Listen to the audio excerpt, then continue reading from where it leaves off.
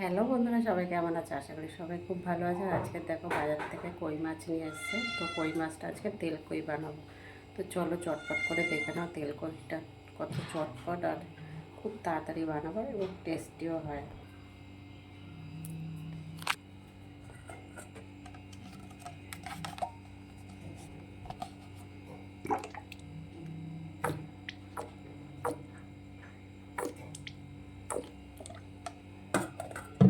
ওই তেলটা বানাতে গেলে কিন্তু একটু তেলটা বেশি দিতে হয়। কড়াই তেল দিয়ে দিলাম, কাঁচা তেল। এখানে আদা রসুন একসাথে পেস্ট করে নিয়েছিলাম, দিয়ে দিলাম 4 চামচের মতন।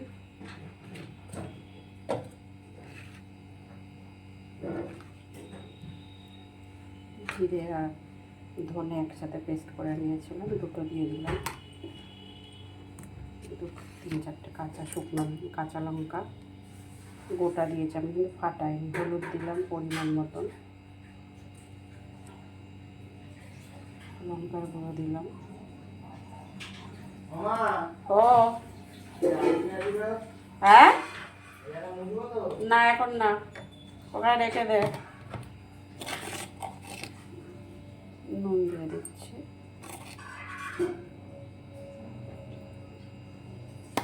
স্বাদ মতন।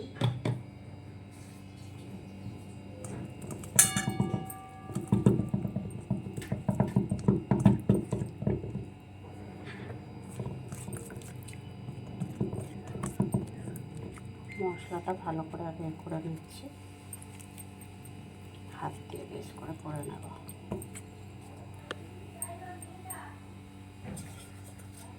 কই মাছগুলো দিয়ে দিচ্ছি।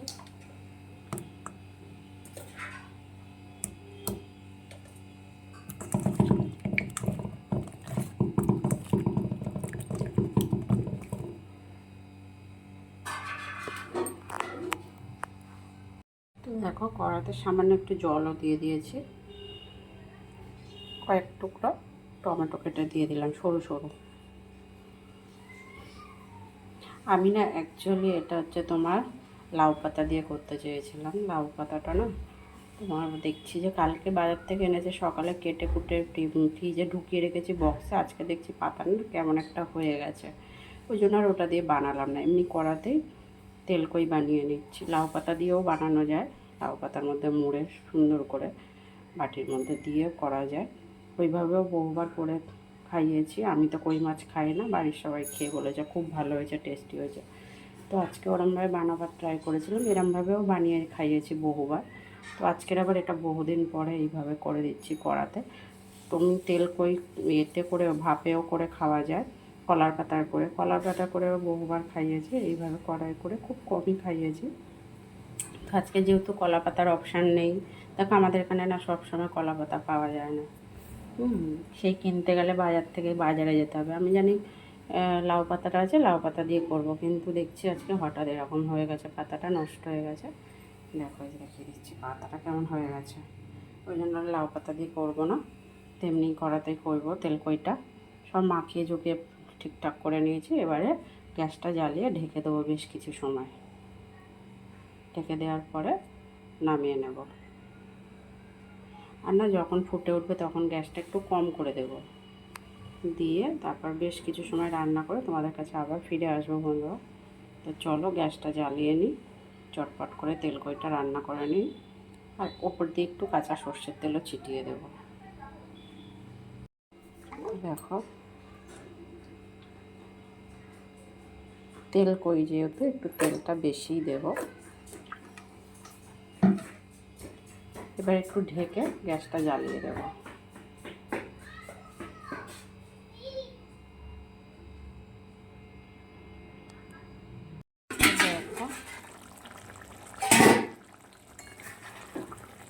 হালকা করে নেড়ে দেবো একবার।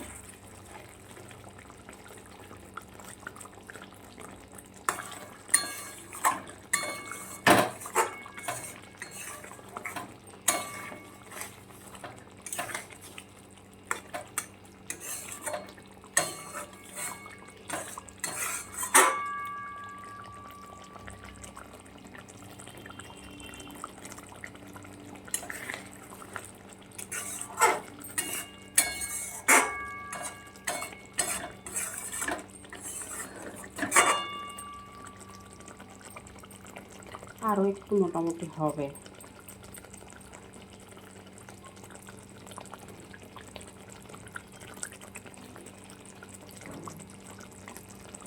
আবার একটু ঢেকে দেবো।